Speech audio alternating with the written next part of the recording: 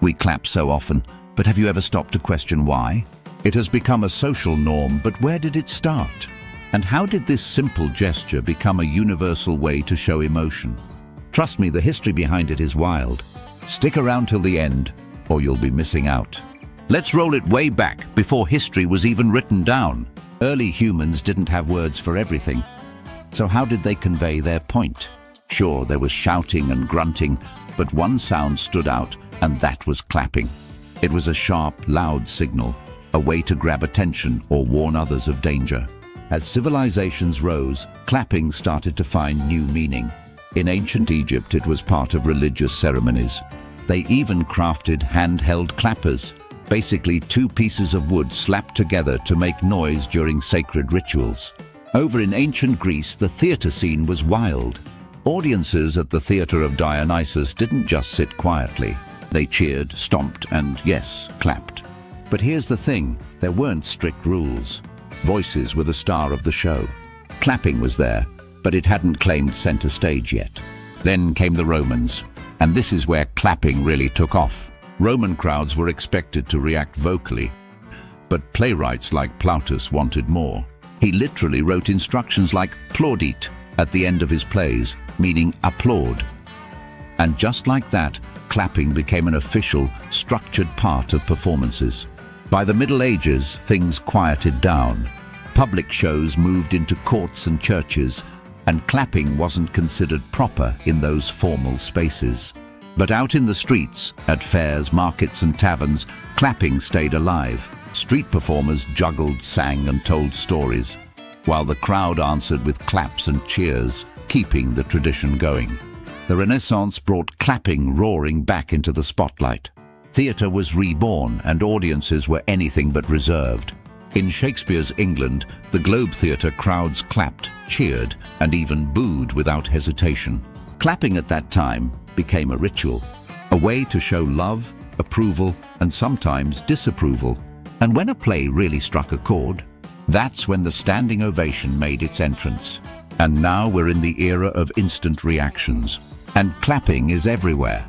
At concerts, sports events, award shows, even in emoji form online. Which means it's more than just a sound.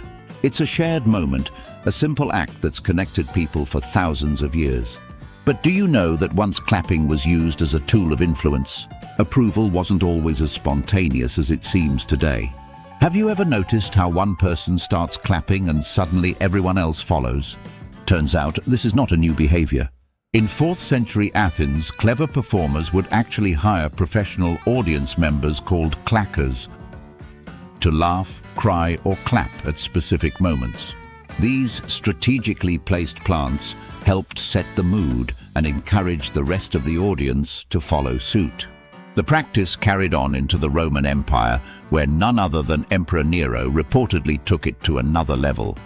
He ordered thousands of soldiers to applaud his performances. It's been used to control, coerce, and demonstrate loyalty too. In Stalin-era Russia, audiences were expected to applaud endlessly for state leaders. Some feared that stopping too soon could lead to punishment.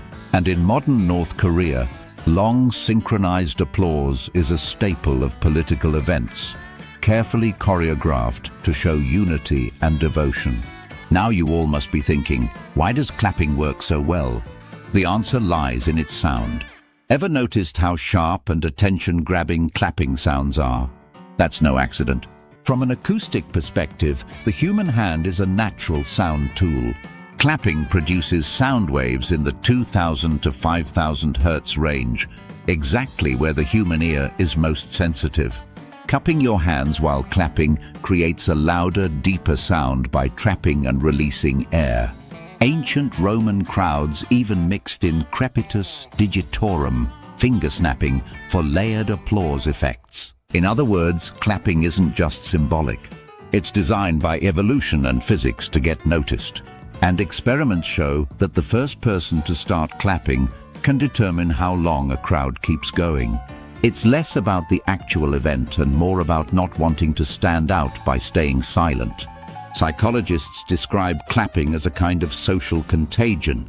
Studies have shown that when a few people begin to clap, others quickly join in. It's a reflection of our deeply social nature, our instinct to belong, participate, and be part of a shared experience. But it's more than just joining the crowd. Clapping is one of the simplest ways we can express emotion without words. Whether it's joy, approval, solidarity, or encouragement, those crisp bursts of sound cut through any language barrier. Which brings us to a fun question. Is clapping the same everywhere in the world? Though clapping feels universal, its meaning and use change dramatically depending on where you are. Let's take a little world tour. In Spanish flamenco, performers rely on rhythmic hand clapping called jaleo to punctuate and energize the music. It's not just background noise, it's an essential living part of the performance itself. Now hop over to Japan's kabuki theater and you'll find applause delivered with careful precision. Audiences clap softly and only at specific designated moments. The respect for timing and restraint is just as important as the applause itself. In some Orthodox Christian traditions, clapping is actually avoided during religious ceremonies, considered too informal or disruptive for sacred occasions. And then there's the famous, or infamous, tradition of clapping when a plane lands. In some cultures, it's a heartfelt expression of relief and gratitude. In others, it's seen as awkward, unnecessary, or even a little embarrassing. And of course, like everything else, clapping has had to evolve in our modern, screen-dominated world. These days, we don't always have the luxury of physical audiences or packed stadiums. So we created a way of virtual applause, likes, emojis, hearts, and comments. A simple emoji under a viral tweet or a flood of hearts on a live stream has become the digital equivalent of a standing ovation. But interestingly, the act of clapping itself hasn't faded. Even in Zoom meetings and virtual events, people instinctively applaud on-screen performances, keeping that ancient human impulse alive. But what makes clapping so timeless is its simple, instinctive, and deeply social nature. It doesn't require tools, language, or training, just hands and a reason to express yourself. Whether you're in a theater, a political rally, a sports arena, or a YouTube comment section, clapping, or its digital equivalent, reminds us that we're part of a collective.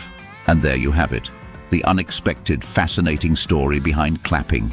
Who knew something so simple could have such a rich history, right? Now, I'd love to hear from you. Do you think clapping will always be a part of human culture? Or will it fade away with time like so many other old traditions? Drop your thoughts in the comments. I'm genuinely curious. And don't forget to hit that subscribe button, because trust me, we're just getting started.